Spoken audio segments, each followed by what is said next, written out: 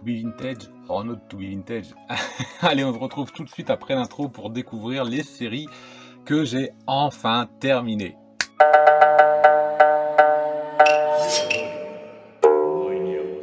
Yo, salut à tous, c'est Authentique, j'espère que vous allez bien, confortablement installés. C'est l'épisode 52 de Weekly Pop Manga, le rendez-vous du vendredi 18h30. Bienvenue à tous les nouveaux, toutes les nouvelles, on vous accueille avec plaisir et bienvenue évidemment à tous les habitués.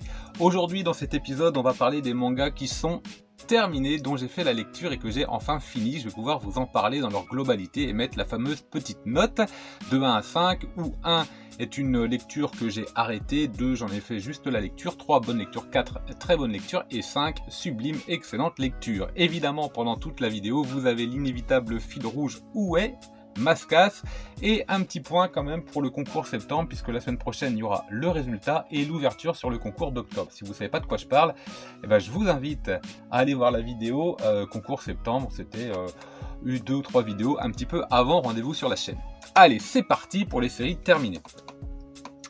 On commence tout de suite avec Comet Girl, un véritable petit bijou vintage, un véritable petit bijou tout simplement, un bon petit manga en 2 tomes chez Casterman. Alors c'est du full color, donc on est, on est sur un prix relativement élevé par rapport à un tome classique on avoisine, je crois, les 12,50 €, je sais plus, donc effectivement c'est un petit budget et puis ça va s'adresser à un public de lecteurs qui a connu une époque,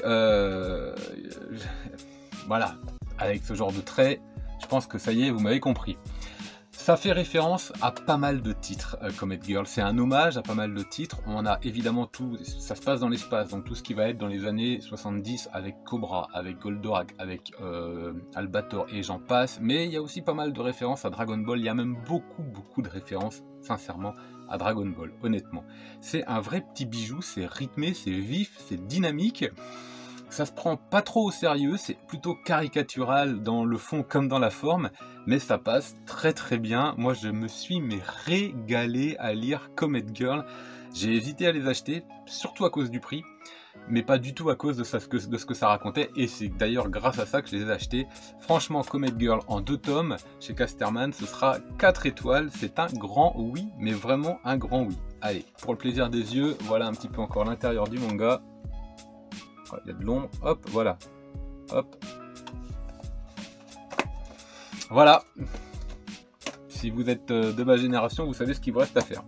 Allez, on enchaîne avec un manga dont on a vu arriver la fin. Il était temps, j'étais impatient de connaître ce final, The Promised Neverland, tome 20. Alors, The Promised Neverland, on va le prendre dans sa globalité. On a des premiers tomes qui sont mais exceptionnels, incroyables d'originalité, de rythme, pas forcément de dessin, c'est pas trop ma tasse de thé, je trouve pas les dessins fabuleux, voire même parfois un peu limite, pas terrible.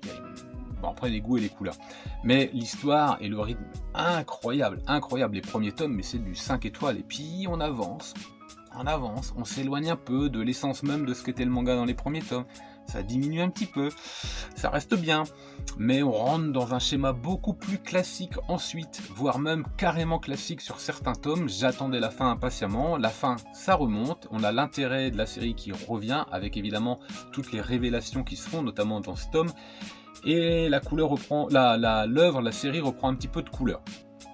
Globalement, c'est une série que j'ai aimée, mais il y a des hauts et des bas, donc ce sera un ensemble de 3 à 4 étoiles selon les passages, voilà. Peut-être même 5 étoiles pour les 2-3 premiers tomes qui sont incroyables, c'est génial, c'est un grand oui. Ceci dit, dans l'ensemble, c'est vraiment oscillant au niveau de la qualité. Que dire de ce final? Il est pas mal, il passe, je sais pas si je m'attendais à ça, je sais pas si c'est ça que je voulais, je me suis naïvement laissé porter parce que les auteurs ont proposé, c'est le meilleur moyen je pense pour apprécier les fins, c'est de pas trop imaginer vous ce que vous vouliez, mais plutôt de vous laisser porter jusqu'au bout. D'ailleurs quand vous ouvrez les pages d'un manga, quand vous voulez le découvrir, c'est ce que vous faites, vous vous laissez porter, et c'est parce que vous vous laissez porter que vous savourez encore plus, que vous aimez encore plus un manga en disant mais waouh c'est incroyable. Donc le final, il faut le respecter à sa juste valeur, il faut respecter le travail de l'auteur et respecter ses choix scénaristiques, comme ça c'est une manière plus facile d'accepter le final. Souvent on part dans des idées, on a envie, on fantasme un petit peu, on s'approprie tellement l'œuvre que finalement, très subjectivement et très égoïstement, on en demandait un peu plus, alors que ça va pas. Non, non, laissez-vous porter et vous apprécierez davantage un final qui, pour le coup, reste correct. Reste correct, donc allez, 3, 4 étoiles, voire 5 étoiles sur certains tomes. Difficile d'avoir une note globale fixe pour cette série, je pense que si vous l'avez lu, vous me comprendrez. On enchaîne avec une série, elle, qui est plutôt fidèle à son rythme et à ce qu'elle propose du début à la fin. Hell's Paradise, donc c'est chez Kaze, une nouvelle fois, par Yuji Kaku, je sais pas, je pense que c'est une femme, avec des dessins très sombres, des dessins qui parfois font penser un peu à l'univers de Togashi, qu'on peut retrouver dans certains passages d'Hunter, mais surtout dans Yu Yu Hakusho, avec un côté un peu pas monde souterrain, mais monde des ténèbres, monde parallèle, noir, évidemment avec des démons, avec la loi du plus fort, quoi. C'est-à-dire que soit tu combats et tu vis, tu gagnes, soit tu gagnes et tu vis, soit tu perds et puis tu crèves, donc terminé. Hell's Paradise, c'est l'histoire de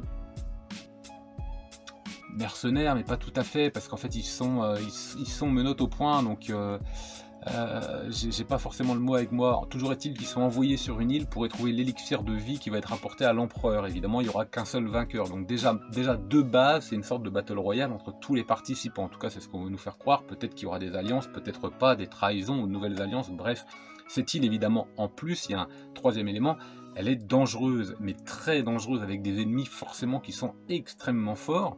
Au fur et à mesure que les tomes passent, c'est en 13 tomes, ça va vite, ça va très vite, du début à la fin. On va à l'essentiel, léger ralentissement vers le tome 8-9 avant de conclure. Là aussi, on a une fin qui est pour le coup que j'ai trouvé très très bonne. Je m'attendais à moins bien en termes de fin, en termes de finale, et presque j'avais envie d'en lire un peu plus. J'avais envie de lire, maintenant j'aimerais bien juste aller encore quelques pages, quoi, voir ce qui se passe. Et je crois que, voilà, oui, je crois. Pour ceux qui ont le manga, n'oubliez pas d'enlever la jaquette et de regarder ce qui se passe. Peut-être que vous l'avez pas fait, mais moi oui. J'ai la vilaine curiosité de regarder sous les covers. Alors des fois ça n'apporte rien, des fois ça gâche vraiment le truc. Là je l'ai fait à la fin, ouf. Ouf. Bref, ce sera 3 étoiles globales pour Hell's Paradise, série que je recommande si vous aimez le shonen, si vous aimez les shinobi, si vous aimez la baston, si vous aimez les séries courtes également, dans un univers un peu sombre avec des traits un peu marqués, un peu noirs. C'est fait pour vous. On enchaîne avec une série que j'ai enfin terminée, Bitoom Battle Royale sur une île, qui reprend le principe d'un jeu vidéo qu'on découvre dans le premier tome, un jeu vidéo où il faut affronter les adversaires en mode Battle Royale sur une île avec des bombes à retardement, des bombes à fragmentation, des bombes forcément directes, des bombes boucliers, des bombes fumigènes, bref, des bombes auto-guidées, enfin comme vous voulez, chacun ayant une série de bombes avec lui et une puce posée ici sur le dessus de la main, puisque les autres adversaires doivent récupérer, puisque ça fait des points et au bout de 8 points, vous gagnez et vous sortez. Évidemment, c'est un jeu télévisé, mais c'est un jeu télévisé, en réel, vous pouvez perdre la vie. Le but, c'est quand même, ça reste un Battle Royale, donc un petit peu comme Battle Royale tout court d'ailleurs, hein, c'est un cousin proche. Il a l'originalité de s'affranchir de Battle Royale pour proposer quand même un contenu relativement frais et dynamique, avec des dessins là aussi très corrects. Hop, très correct. Il a de bonnes idées. Ça fait 26 tomes plus 1. En fait, ça fait 25 tomes plus 2 26e tomes, avec un tome dark et un tome lumière, un truc comme ça, ou vérité et lumière.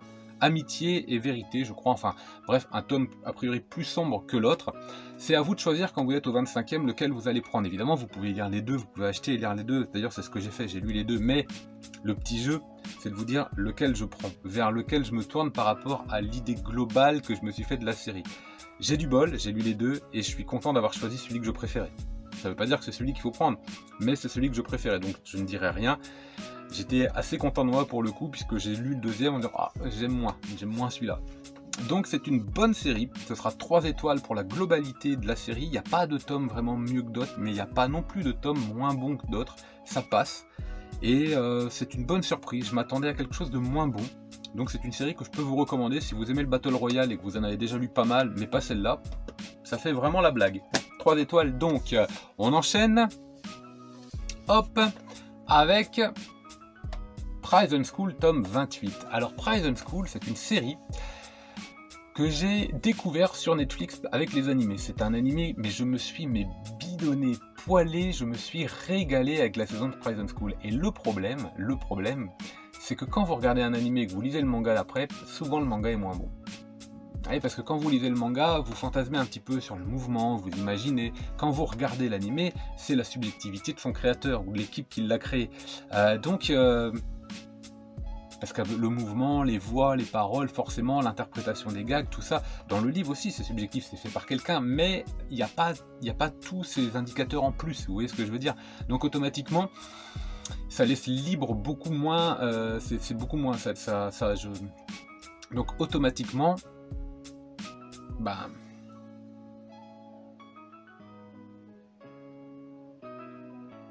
Ouais, là je fais une drôle de tête parce qu'en fait j'arrivais plus à finir ma phrase.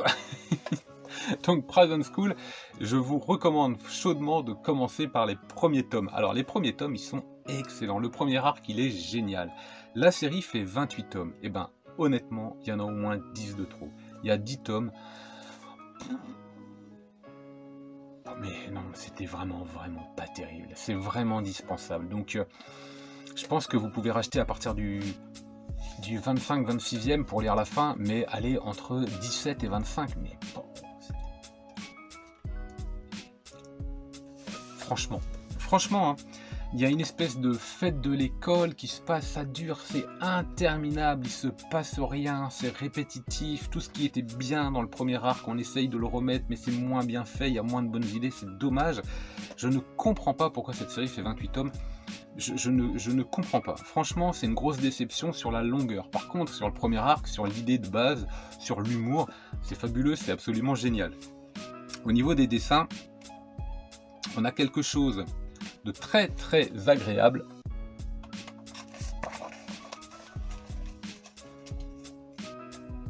Hop, comme ceci, très fin, très bien dessiné. Les auteurs, enfin l'auteur en tout cas, puisque l'auteur je ne l'ai pas dit, c'est Akira Hiramoto. J'ai pas dit non plus que c'était chez Soleil Manga. On a vraiment une œuvre qui progresse en qualité de dessin. Ça, c'est une très grande force par contre de l'œuvre, avec pas mal de situations bien burlesques, bien what the fuck. Vous avez franchement de quoi rire. Alors attention à ne pas mettre entre toutes les mains, vraiment.